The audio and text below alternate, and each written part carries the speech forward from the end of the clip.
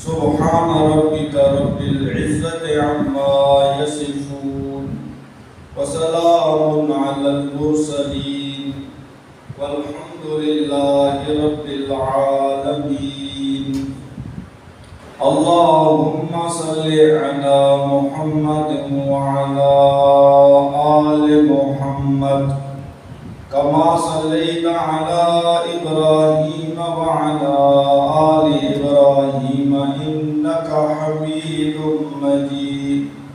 اللهم بارك على محمد وعلى آل محمد كما باركت على إبراهيم وعلى آل إبراهيم إنك حميد مجيد.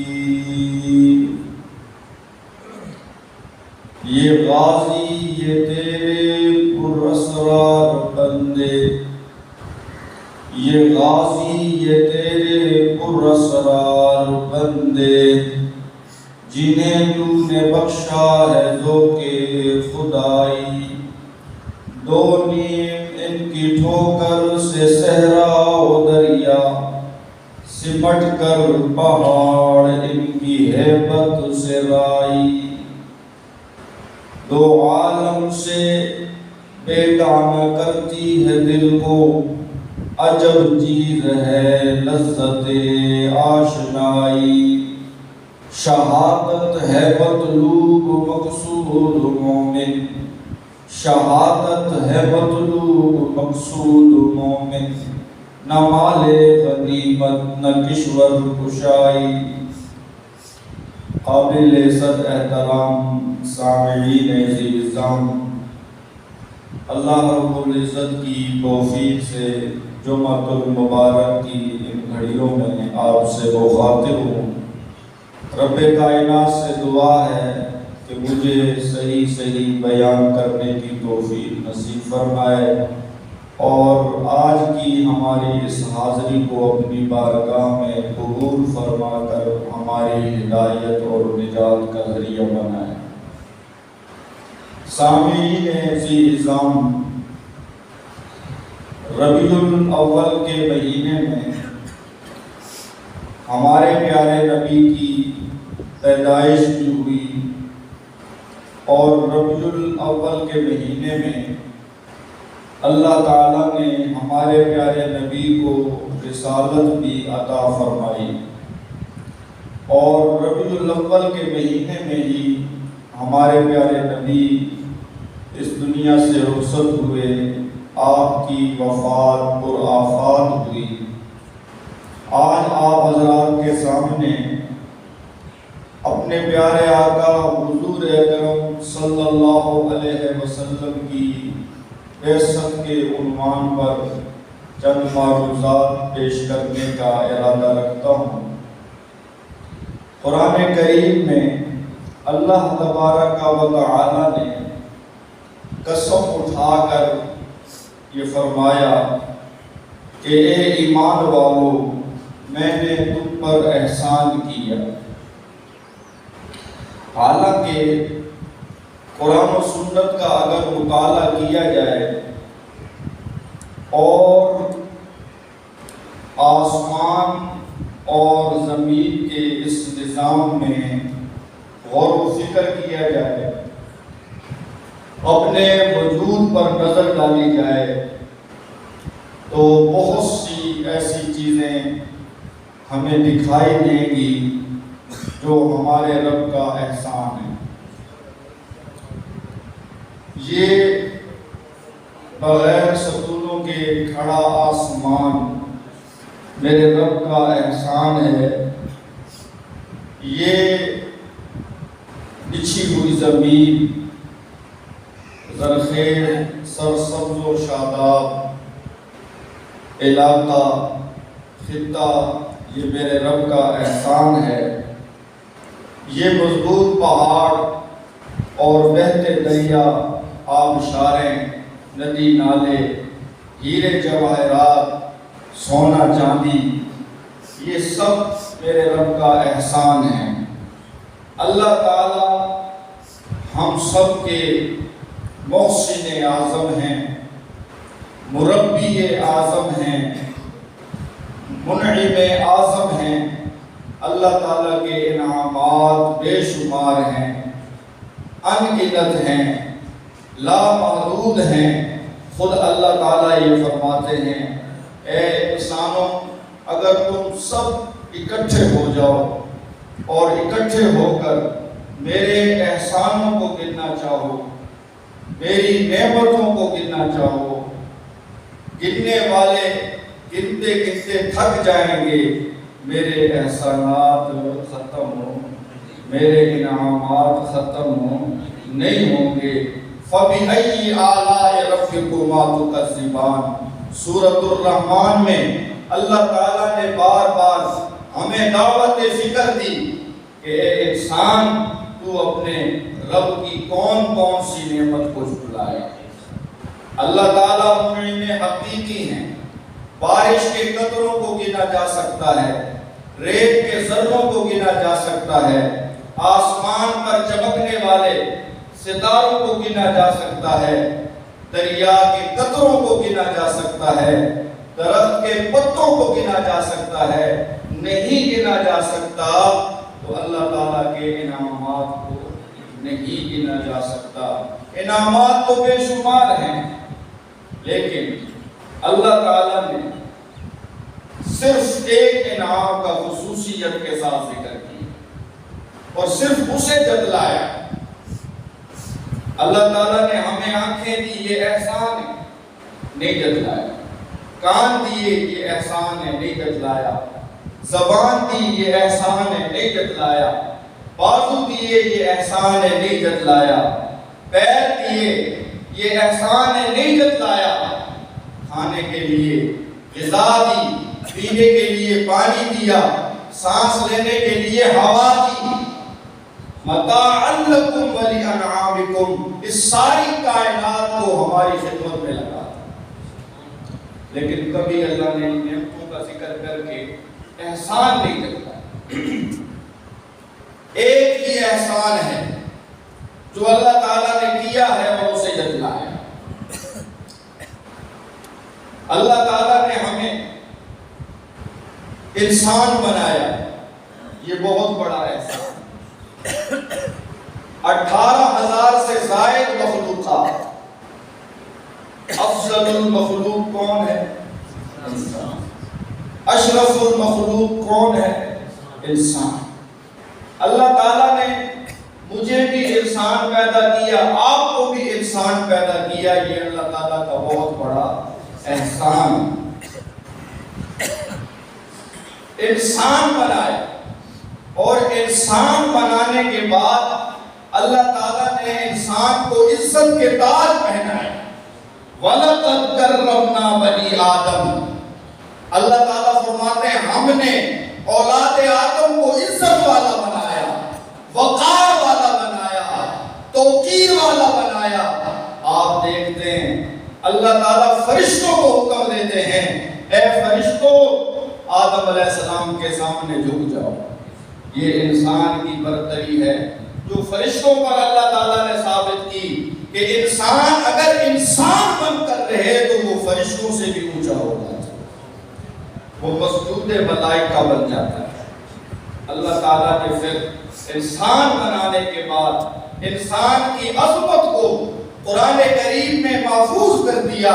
اللہ تعالیٰ فرماتے ہیں والتین، قسم ہے تین کی، والزیتون، قسم ہے زیتون کی، وطور سینین، قسم ہے طور سینا کی۔ تین سے مراد سرزمین شام اور زیتون سے مراد سرزمین فلسطین اور طور سینا سے مراد فلسطین مکہ۔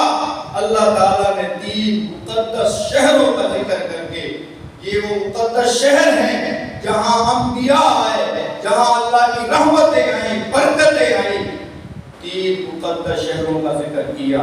اور پھر اللہ تعالیٰ نے اپنی ذات کا ذکر کیا۔ لقد، مجھے اپنی ذات کی قسم ہے، مجھے رب ہونے کی قسم ہے، مجھے رازق ہونے کی قسم ہے، مجھے الہ ہونے کی قسم ہے، فی احسن تقویم، ہم نے انسان کو بڑے خوبصورت انداز میں بنایا.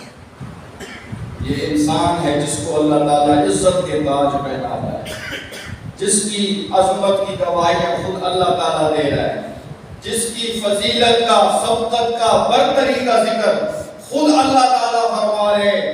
اللہ تعالیٰ نے اس ساری کائنات کو, آسمانوں کو, زمینوں کو, ندی نالوں کو, آبشاروں کو, حشرات کو, نباتات کو, جمادات کو, پھولوں کو, پھلوں کو, جنات کو, فرشتوں کو, نوریوں کو, ناریوں کو, فرشیوں کو, عرشیوں کو کن کہہ کر بنایا.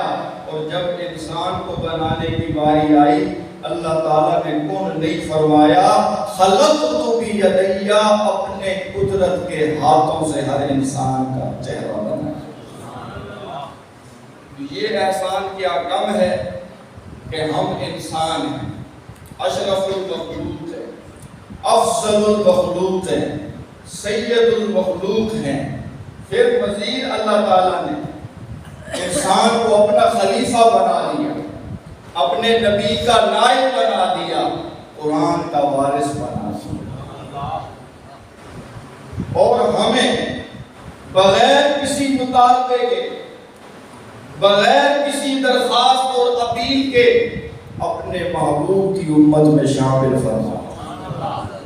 نبی تو اور بھی بڑے بڑے آئے, امتیں تو اور بھی بڑی بڑی آئی, لیکن اللہ تعالیٰ نے کسی نبی کی امت کو افضل الامہ قرار نہیں دیا, خیر الامہ قرار نہیں دیا. یہ میری اور آپ کی قسمت ہے. اللہ تعالیٰ نے ہمیں نبی وہ دیا کہ جس جو اس نبی کی امت میں آ گیا وہ بھی سب سے بہتر بنا. انتم خیر امت, تم سب سے بہترین امت. کیوں؟ ہماری نسبت بہترین پیغمبر سے, ہماری نسبت باکمال پیغمبر سے ہے, بے مثال پیغمبر سے ہے. میرے نبی وہ ہیں جو خود تو عظمتوں والے, فضیلتوں والے ہیں ہی, آپ کے ساتھ جس کی نسبت ہو گئی اس کی بھی جھولی مالا مال ہو. محترم دوست, دوسرا احسان کہ اللہ تعالیٰ نے ہمیں محمدیہ میں شامل کرنا. اب اللہ تعالیٰ فرماتا ہے, لَقَدْ مَنَّ اللَّهُ عَلَى الْمُؤْمِنِينَ, اے ایمان والو میں نے تم پر احسان کیا. کیا ہے وہ احسان جس کا اللہ نے ذکر کیا اور اسے دلایا؟ اِذْ بَعَثَ فِيهِمْ رَسُولًا, جب میں نے تمہارے اندر ایک عظیم الشان رسول بھیجا. وہ رسول جو رسولوں کا رسول ہے, وہ رسول جو امام الانبیاء ہے, خاتم الانبیاء ہے, وہ رسول جو خود نہیں آیا, جسے حضرت ابراہیم خلیل اللہ علیہ السلام نے مانگا. وہ رسول جس کی عظمتوں اور جس کی منقبتوں سے تورات بھری ہوئی ہے, انجیل بھری ہوئی ہے, زبور بھری ہوئی ہے. وہ عظیم الشان رسول جس کے آنے کی خوشخبریاں حضرت عیسیٰ علیہ السلام کو دی. وہ رسول جن کی امت میں شامل ہونے کے لیے حضرت موسیٰ کلیم اللہ علیہ السلام دعائیں کرتے ہیں, مولا مجھے بھی اپنے آخری پیغمبر کی امت میں شامل فرما. موسیٰ علیہ السلام نے آرزو کی, حضرت عیسیٰ علیہ السلام نے آرزو کی, اللہ تعالیٰ نے حضرت عیسیٰ علیہ السلام کی آرزو قبول فرما لی. ہمارا یہ ایمان ہے قرب قیامت حضرت عیسیٰ علیہ السلام آئیں گے اور ان یہودیوں کا خاتمہ کریں. آج جو یہودی دندناتے پھر رہے ہیں, مظلوم نہتے فلسطینیوں پر بم برسا رہے ہیں, یہ یاد رکھیں وہ وقت آنے والا ہے جب مسلمان حضرت عیسیٰ علیہ السلام کی قیادت میں میدان میں اتریں گے اور ان یہودیوں کو چھپنے کی جگہ نہیں ملے گی. میرے آقا نے فرمایا اگر کوئی یہودی کسی پتھر کے پیچھے چھپا ہوگا تو وہ پتھر بھی یہودی کو پناہ دینے سے انکار کر دے گا اور پتھر کی ڈول اٹھے گا کہ میرے پیچھے یہودی چھپا ہوا ہے، میرے وجود کو یہودی کے وجود سے پار کرو۔ چنانچہ مسلمان اٹھیں گے اور یہودیوں کو چن چن کر نشانہ بنائیں گے۔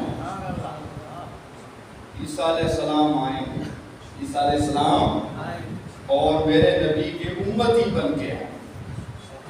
یہ ہے میرے نبی کی عظمت، یہ ہے میرے نبی کی شان، یہ ہے میرا نبی کہ آج اس کی امت میں ہم شامل ہیں۔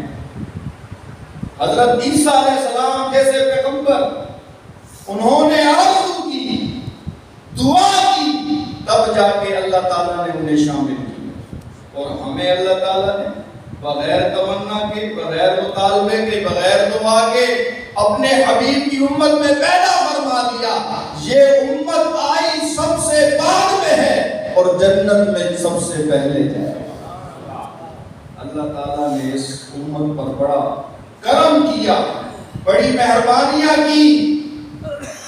اس امت کے لیے اللہ تعالیٰ نے پوری زمین کو عبادت کا بنا دیا۔ جب عبادت کا وقت ہو جائے، نماز کا وقت داخل ہو جائے، جنگل میں ہو، سمندر کے کنارے ہو، آسمان کی بلندیوں میں ہو، چٹانوں میں ہو، وقت ہو گیا ہے نماز کا، مسجد دور ہے، تو کیا کرنا ہے؟ وہیں پہ مصلی بچھا لے، وہیں پہ اللہ تعالیٰ کی عبادت شروع کر دینی ہے۔ پہلی امتوں کے لیے یہ قانون تھا کہ جب تک وہ اپنے عبادت خانے میں نہیں آئیں گے ان کی عبادت قبول نہیں ہوگی۔ اللہ تعالیٰ نے محمد صلی اللہ علیہ وسلم کی اس امت کو یہ رعایت دی کہ تمہیں اگر مسجد میں آنے میں دقت ہو، مسجد دور ہو، راستہ تنگ ہو، بارش ہو، دشمن کا خوف ہو، تو ایسی صورت میں جہاں ہو وہیں پر مصلی بچھا کے نماز پڑھو، نماز اللہ تعالیٰ قبول کر لے۔ دوسری خصوصیت، اللہ تعالیٰ نے اس ساری زمین کو مسلمانوں کے لیے جائے طہارت بنا دیا کہ اگر کسی ایسی جگہ میں ہو، وضو کرنا ہے، غسل کرنا ہے، پانی نہیں ہے، پانی ہے لیکن پانی پر دشمن کا قبضہ ہے، وہاں کوئی کافر بیٹھا ہوا ہے یا کوئی درندہ بیٹھا ہوا ہے، جان کا خطرہ ہے یا کوئی ایسی بیماری لاحق ہو گئی ہے کہ اگر پانی استعمال کیا گیا بیماری بڑھ جائے گی، ڈاکٹر اور طبیب کہتے ہیں پانی نہیں استعمال کرنا، اب ایسی صورت میں شریعت یہ کہتی ہے اے محمد صلی اللہ علیہ وسلم کے امتی، پانی نہیں ہے تو کیا ہوا؟ اللہ تعالیٰ کی پاکیزہ مٹی تو ہے، فَتَيَمَّمُوا صَعِيدًا طَيِّبًا، پاکیزہ مٹی سے تیمم کرو، جو فائدہ پانی دے گا وہی فائدہ مٹی دے گی۔ جیسے پانی کی وجہ سے بندہ پاک ہو جاتا ہے، ایسے ہی تیمم کی وجہ سے بھی بندہ، یہ سہولت اس امت کو دی، پہلی امتوں کو یہ سہولت نہیں دی گئی۔ اللہ تعالیٰ نے اس امت کو بڑا نوازا ہے۔ آپ صلی اللہ علیہ وسلم نے ایک مرتبہ فرمایا کہ ایک مزدور وہ ہے جو نماز فجر سے لے کر نماز ظہر تک مزدوری کرتا ہے، اور اسے مزدوری میں ایک قرات ملتا ہے، اور دوسرا مزدور وہ ہے جو ظہر سے عصر تک مزدوری کرتا ہے، بدلے میں مزدوری میں اسے بھی ایک قرات ملتا ہے، اور تیسرا مزدور وہ ہے جو عصر سے مغرب تک مزدوری کرتا ہے اور بدلے میں مزدوری اسے 2 قرات ملتی ہے۔ آپ نے فرمایا صبح سے لے کر ظہر تک کام کرنے والوں کی مثال یہود کی ہے کہ یہودی اگر زیادہ سے زیادہ وقت لگائیں عبادت میں، تب بھی انہیں مزدوری میں ایک ہی قرات ملے گا۔ اور دوسری مثال عیسائیوں کی ہے کہ اگر عیسائی ظہر سے عصر تک کا وقت لگائیں انہیں بھی مزدوری میں ایک قرات ہی ملے گا۔ اور تیسری مثال آپ نے فرمایا میری امت کی ہے، عصر سے مغرب وقت تھوڑا ہے، اجر زیادہ ہے، مزدوری زیادہ ہے۔ آپ نے فرمایا 2 قرات۔ اس لیے محترم دوستو، ہمیں اللہ تعالیٰ کی نعمتوں کا استحضار رہنا چاہیے۔ ہمیں ہر وقت یہ یاد رہنا چاہیے کہ اللہ تعالیٰ ہمارے منعم ہیں، اللہ تعالیٰ ہمارے محسن ہیں، اللہ تعالیٰ انسان سے پیار کرتے ہیں، محبت کرتے ہیں۔ 70 ماؤں سے زیادہ انسان سے اللہ تعالیٰ کو پیار ہے۔ اگر اللہ تعالیٰ کو ہم سے پیار نہ ہوتا، اللہ تعالیٰ ہمیں انسان نہ بناتے۔ اگر اللہ تعالیٰ کو ہم سے پیار نہ ہوتا، اللہ تعالیٰ ہمیں اپنے نبی کی امت میں شامل نہ فرماتے۔ اللہ تعالیٰ کو ہم سے پیار ہے، تبھی تو اللہ تعالیٰ نے ہمیں اشرف المخلوق بنایا اور خیر الامہ بنایا۔ تو ہماری بھی کچھ ذمہ داریاں ہیں، ہماری بھی کچھ ذمہ داریاں ہیں۔ لَقَدْ مَنَّ اللَّهُ عَلَى الْمُؤْمِنِينَ إِذْ بَعَثَ فِيهِمْ رَسُولًا۔ اللہ تعالیٰ فرماتے ہیں وہ لوگوں، مجھے اپنی ذات کی قسم ہے، میں نے ایمان والوں پر احسان کیا کہ میں نے ان میں اپنا رسول بھیجا جو عظیم الشان رسول ہے۔ یتلو علیہم آیاتی، پہلا فریضہ رسول کا قرآنی آیات تلاوت کرنا۔ وَيُعَلِّمُهُمُ الْكِتَابَ، دوسرا فریضہ رسول کا قرآن و سنت کی تعلیم دینا۔ وَيُزَكِّيهِمْ، اور تیسرا فریضہ رسول کا تزکیہ کرنا، اندر کی صفائی کرنا، دل سے دنیا کی محبت کو نکالنا، اللہ تعالیٰ کی محبت کو دلوں میں بسانا۔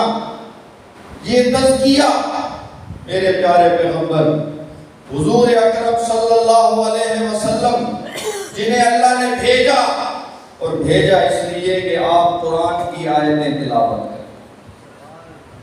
کیوں بھیجا؟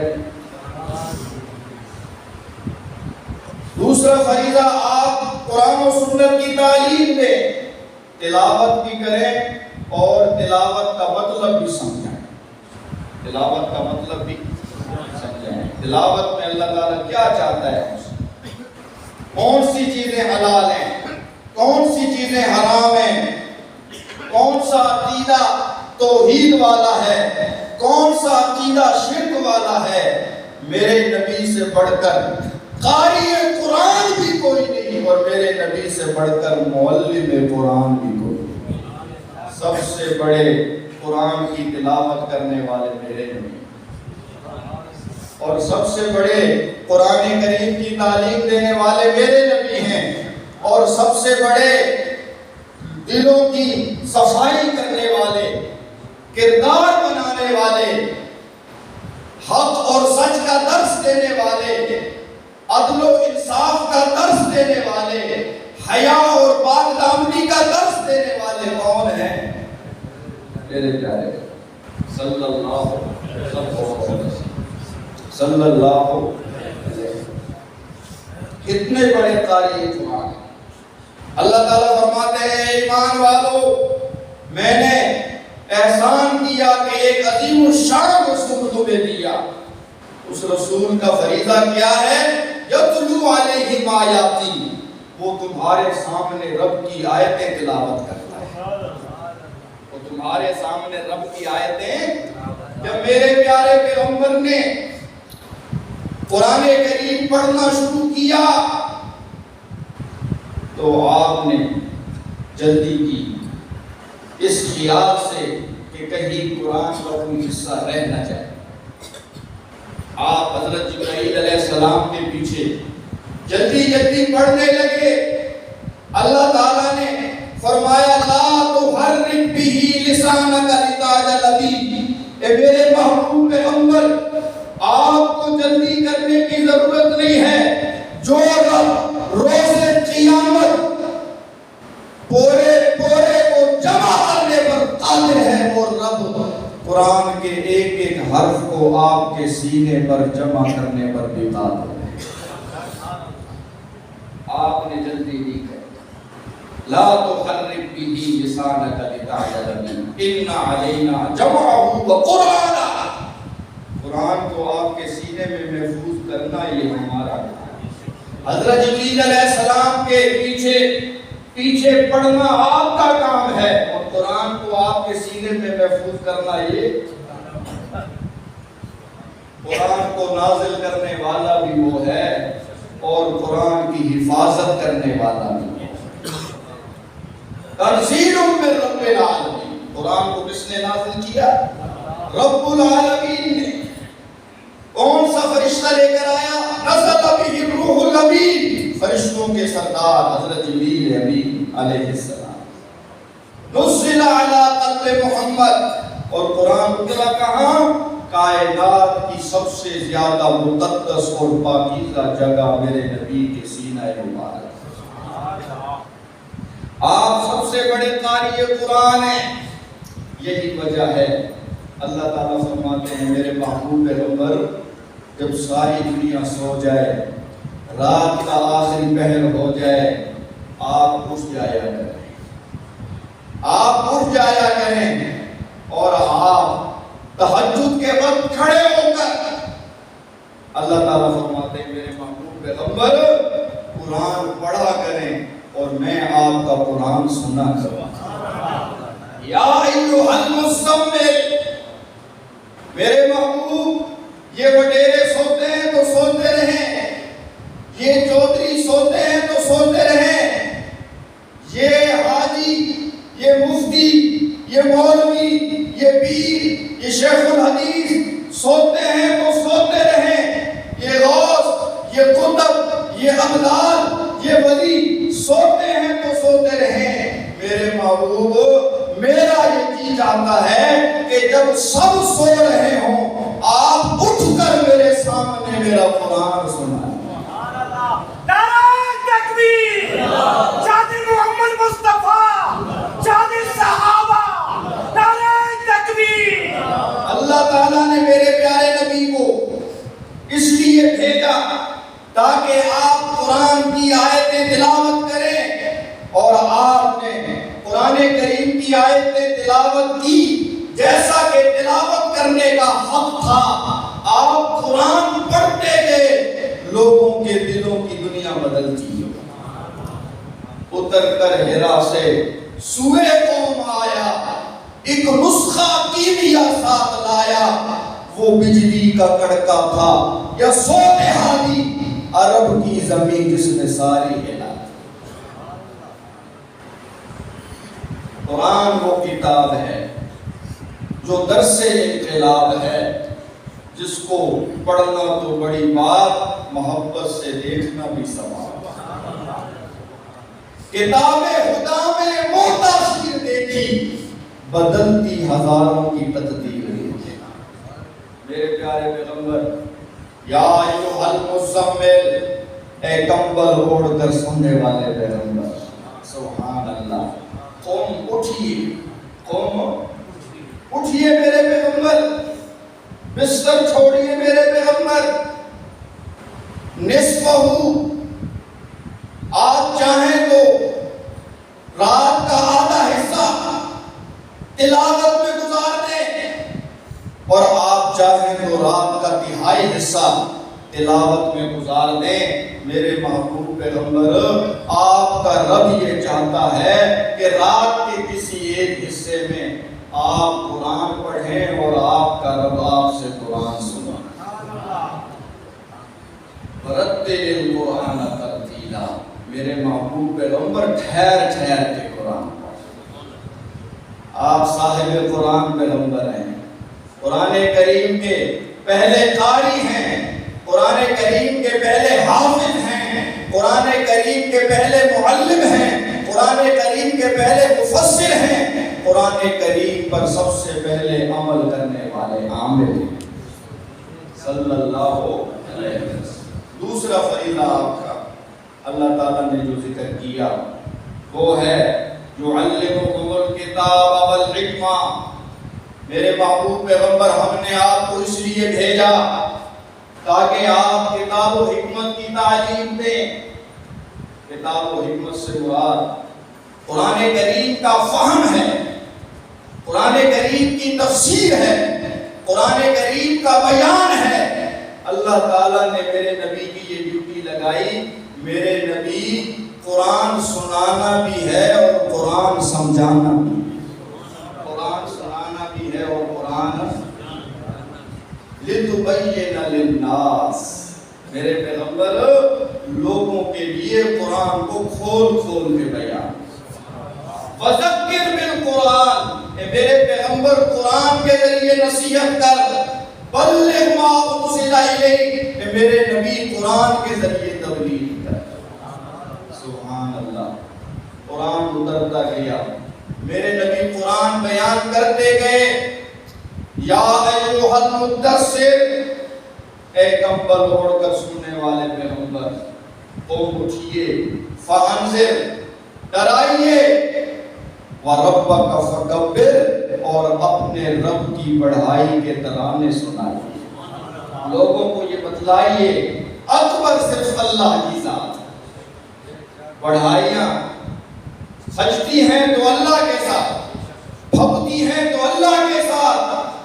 اللہ سب سے بڑا ہے، اللہ تعالیٰ سے کوئی بڑا نہیں۔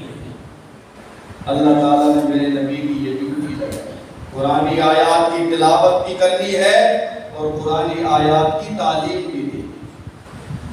میرے پیارے پیغمبر نے صلی اللہ علیہ وسلم نے جب قرآن پاک کی تعلیم دینا شروع کی تو پھر انقلاب آ گیا، پھر روشنی پھیل گئی، پھر نور پھیل گیا۔ وہ لوگ جو اپنے ہاتھوں سے اپنی بیٹیوں کو زندہ دفنا دیا کرتے تھے، وہی لوگ ماں بہنوں بیٹیوں کے دوپٹوں کے محافظ بن گئے۔ جو راہزن تھے وہ راہبر بن گئے، جو گمراہ تھے وہ ہادی بن گئے۔ جب میرے نبی نے قرآنی آیات کے ذریعے، قرآنی انقلاب کے ذریعے میدان میں اترے، محنت شروع کی، اللہ تعالیٰ نے ان لوگوں کی قسمت کو اتنا چمکایا، اتنا چمکایا، وہ ذرے تھے، رب نے انہیں آفتاب بنا دیا، وہ چلتے زمین پر تھے، قدموں کی آہٹ جنت میں سنائی دے۔ نعرہ تکبیر، شادی محمد مصطفیٰ، شادی صحابہ، نعرہ تکبیر۔ وہ معزز تھے زمانے میں حامل قرآن ہو کر، صحابہ کو عزت ملی قرآن پر عمل کرنے۔ صحابہ کرام قرآن کے مطابق چلنے والے، قرآن نے کہا شراب حرام ہے، وہ قوم جن کی گھٹی میں شراب تھی، انہوں نے بھرے ہوئے مٹکے توڑ دیے، اور جب شراب کے حرام ہونے کا حکم آیا تو مکہ کی گلیوں میں، مدینہ کی گلیوں میں شراب یوں بہ رہی تھی جیسے برسات میں پرنالے بہتے ہیں۔ صحابہ نے یہ بتا دیا کہ ہم قرآن کے قاری بھی ہیں اور قرآن پر عمل کرنے والے۔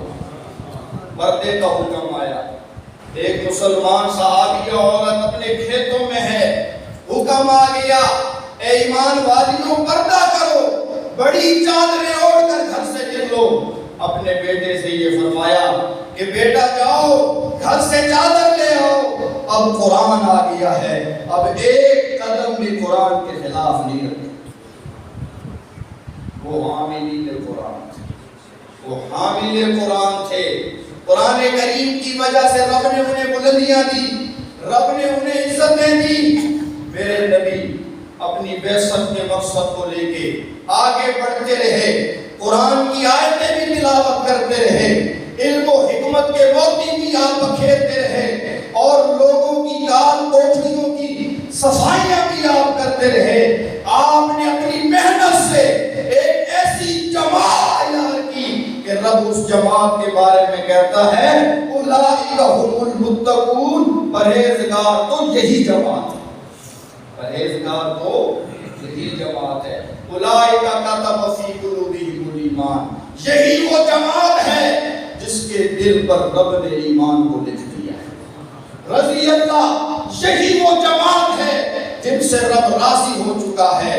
سبحان اللہ، کون صحابہ جن کی درسگاہ بیت اللہ، جن کا نصاب کلام اللہ، استاد محمد الرسول اللہ، امتحان لینے والا خود اللہ، نتیجہ کیا نکلا؟ رضی اللہ، نتیجہ کیا نکلا؟ رضی اللہ۔ یہ وہ انقلاب مصطفیٰ ہے، یہ وہ انقلاب قرآنی ہے جس کے ذریعے میرے نبی نے ایسی شخصیات تیار کی کہ آج قرآن بھی ان کی عظمتوں کی گواہیاں دے رہا ہے۔ محترم دوستو، میرے نبی نے جو انقلاب برپا کیا اور جو مثالی معاشرہ تیار کیا، اس کی ایک مثال سنیے۔ حضرت حاتم طائی رضی اللہ تعالیٰ عنہ، جو پہلے عیسائی کے بعد میں مسلمان ہو گئے، ان کی بیٹی گرفتار ہو کر آئی۔ میرے پیارے نبی نے اس بیٹی کے ساتھ بڑا اچھا سلوک کیا، اپنی نبوت والی چادر اس بیٹی کے سر پہ ڈالی اور آپ نے رہائی کا پروانہ جاری کیا کہ اسے باعزت طریقے سے اس کے گھر چھوڑ کے آیا جائے۔ چنانچہ چند صحابہ کی ڈیوٹی لگی۔ اب یہ صحابہ حاتم طائی کی بیٹی کو لے کر جا رہے ہیں۔ آپ اندازہ کریں میرے نبی کو اپنے صحابہ پر کتنا اعتماد ہے، میرے نبی کو صحابہ کے تقویٰ پر، صحابہ کی طہارت پر، صحابہ کی پاکدامنی پر، صحابہ کے کردار پر، صحابہ کی رفتار پر، صحابہ کی نظروں پر کتنا اعتبار ہے۔ آپ نے ایک پرائی جی صحابہ کے حوالے کر دی اور فرمایا کہ اگر تم میرے غلام ہو تو راستے میں نظر اٹھا کر بھی اس بیٹی کی طرف نہیں دیکھیں۔ یہ میرے نبی کے تربیت یافتہ ہے، یہ میرے نبی کے صحبت یافتہ ہیں، یہ قرآنی شخصیات ہیں۔ صحابہ کون ہیں؟ قرآنی شخصیات، یہ تاریخی شخصیات نہیں ہیں۔ صدیق کی شخصیت جب بن رہی تھی اس وقت قرآن اتر رہا تھا، عمر کی جب شخصیت بن رہی تھی قرآن اتر رہا تھا، عثمان کی جب شخصیت بن رہی تھی قرآن اتر رہا تھا۔ صحابہ کی شخصیات تاریخی شخصیات نہیں ہیں، قرآنی شخصیات ہیں۔ تاریخ کا انکار کیا جا سکتا ہے، قرآن کا انکار، قرآن کا انکار نہیں۔ قرآنی شخصیات پر انگلیاں اٹھائی جاتی ہیں یا ایمان لایا جاتا ہے؟ قرآنی شخصیات پر اعتراض کیا جاتا ہے یا ایمان لایا جاتا ہے؟ صحابہ قرآنی شخصیات ہیں۔ یہ لے کے جا رہے ہیں حاتم طائی کی بیٹی سفینہ کو۔ جب یہ گھر کی دہلیز کے قریب پہنچے، بھائی آیا عدی نے یہ دیکھا کہ میری بہن سفینہ اجنبی مردوں کے ہاتھوں میں ہے، نامحرم مردوں کے ہاتھوں میں ہے، دشمنوں کی قید سے آئی ہے، کئی دن گزار کے آئی ہے، راستے میں دن بھی آیا رات بھی آئی، کئی مقام آئے، کئی ٹھکانے آئے، عدی کی چیخیں نکل گئی اور کہنے لگا اے سفینہ کون سا منہ لے کر گھر آ رہی ہے؟ اب کیا ضرورت ہے گھر آنے کی جب عزت ہی نہ رہی؟ حضرت سفینہ نے جواب دیا اے عدی، اتنی میری عزت اپنے بھائی کے ہاتھوں میں، اپنے والد کے ہاتھوں میں، اپنے گھر کی چادر اور چار دیواری میں نہ محفوظ نہیں تھی جتنی میری عزت محمد کے غلاموں کے ہاتھوں میں محفوظ نہیں. شادی صحابہ نعرہ تکبیر. دشمن بھی گواہیاں دیں، خیر بھی تسلیم کریں، غلام ہوں تو ایسے ہوں، وفادار ہوں تو ایسے ہوں، تابعدار ہوں تو ایسے ہوں، غلام ہوں تو ایسے ہوں. میرے نبی نے اتنی پاکیزہ جماعت تیار کی کہ جب یہ نکلتے تھے دین کی دعوت لے کر، اسلام کا پیغام لے کر، تو یہ جلسے نہیں کیا کرتے تھے، تقریریں نہیں کیا کرتے تھے، کارگزاریاں نہیں سنایا کرتے تھے، اپنی قربانیوں کا ذکر نہیں کیا کرتے تھے. صحابہ کرام کی دعوت کا آغاز یہ تھا، کونوا مثلنا، جیسے ہم ہیں نا ایسے بن جاؤ. سبحان اللہ. صحابہ نبوت کے مزاج سے اس قدر واقف تھے، صحابہ اسلام کے سانچے میں اس قدر ڈھلے ہوئے تھے کہ انہوں نے لوگوں کے سامنے اسلام کی حقانیت کو ثابت کرنے کے لیے قرآنی آیات کا سہارا نہیں لیا، پیغمبر کے فرامین کا سہارا نہیں لیا، بلکہ اسلام کی حقانیت کو ثابت کرنے کے لیے اپنے کردار کو پیش کیا. کہ اگر ہمارا کردار اچھا ہے نا تو جس نبی کے ہم پیروکار ہیں اس نبی کا کلمہ پڑھو، جس دین کے ہم پیروکار ہیں اس دین کو قبول کر لو. صحابہ کرام بڑی مختصر دعوت دیا کرتے تھے. یہ صحابہ ہی ہیں جو یہ دعوت دے سکتے ہیں. میں اور آپ یہ دعوت دے سکتے ہیں؟ ہم کہہ سکتے ہیں کافروں سے کہ ہمارے جیسے مسلمان بن جائیں، کہہ سکتے ہیں ہم کافروں سے. آج کافر اسلام میں داخل نہیں ہو رہے، اگر تو اس کی بڑی رکاوٹ مسلمان ہے. اس کی بڑی رکاوٹ کیا ہے؟ جب وہ دیکھتے ہیں کہ جیسی شادیاں ہماری ایسی ہی شادیاں ہی مسلمانوں کی. ایسا ہے کافروں کے ہاں بھی ناچ گانا، ہمارے ہاں بھی ناچ گانا، کافروں کے ہاں بھی رسم و رواج، ہمارے ہاں بھی رسم و رواج، ہمارے بازاروں میں جھوٹ، بددیانتی، دھوکہ، خیانت، ملاوٹ، ناپ تول میں ہیرا پھیری، بٹے کنڈے میں ہیرا پھیری. کافر کہتے ہیں ہم کافر ہی ہم رہے تم جیسے مسلمان بننے سے. آج ہماری شکل و صورت ویسی نہیں کہ ہم پیش کر سکیں. آج ہم وہ ہیں کہ جنہیں دیکھ کر یہود شرما جائے، جنہیں دیکھ کر نصارہ شرما جائیں. آج ہم نے ان کی ہر چیز لے لی، ان جیسا چہرہ، ان جیسا لباس، ان جیسا کلچر، ان جیسی تہذیب، ان جیسی شادی، ان جیسی حکومت، ان جیسی تجارت. آج ہم ان کے رنگ میں رنگے گے. آج فرق کرنا مشکل ہے. اس لیے یہ صحابہ ہی تھے کہ جنہوں نے اپنا کردار پیش کیا کہ اگر اسلام کی حقانیت کو سمجھنا چاہتے ہو تو آؤ ہمارا کردار دیکھیں. ہم جھوٹ نہیں بولتے، ہم دھوکہ نہیں دیتے، ہم دوسروں کی عزتوں کو نہیں اچھالتے، ہم دوسروں کے پلاٹوں پر قبضہ نہیں کرتے. ہم سچے سچے مسلمان ہیں، ہم سیدھے صاف ستھرے مسلمان ہیں، ہم آمنہ کے لال کے سچے غلام ہیں. آؤ ہمارے جیسے بن جاؤ. صحابہ فرماتے تھے کونوا مثلنا، ہمارے جیسے. محترم دوستو، قرآن کریم میں اللہ تعالیٰ نے کسی احسان کا ذکر کر کے اسے نہیں جتلایا. صرف ایک ہی احسان ہے، وہ ہے میرے پیارے محبوب پیغمبر،